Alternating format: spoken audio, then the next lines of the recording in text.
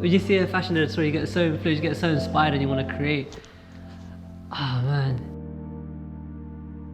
If you're doing still life of like a cup or a hanger, it's not the same. If you're photographing a fast car or an animal, it's just not the same.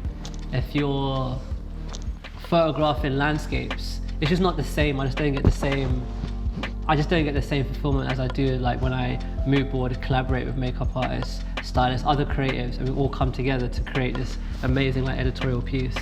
Nothing really comes close to that, like, you know, like you really had your input from the start to the end. So one of the reasons I decided to study at UEL was because they had two very large studios.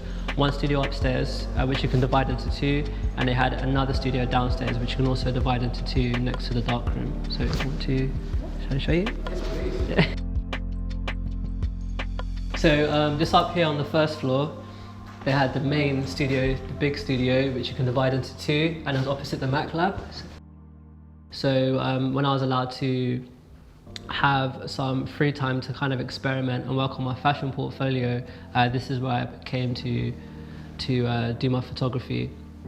And first we just started off with people that are quite photogenic and like family members, and then we slowly made the transition to models, agency models, and then by the time I left in my third year, I've built enough to go out into the world and continue working in the fashion industry. Right now, like my biggest accomplishments is being like a go-to fashion photographer, like for publications.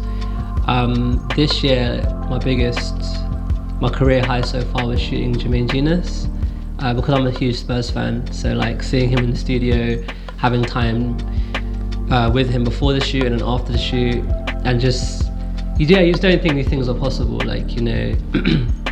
So actually, yeah, just having like these people in front of you shooting like these celebrities as well, it's just crazy, and it just goes down to hard work.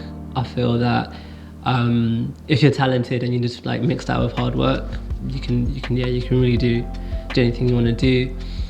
Also this year I shot my first campaign. So I shot a campaign for a skincare vegan brand, which is really good because, yeah, again, those type of environments, you only get put in those type of environments when they feel like you're experienced enough where you can handle that type of pressure.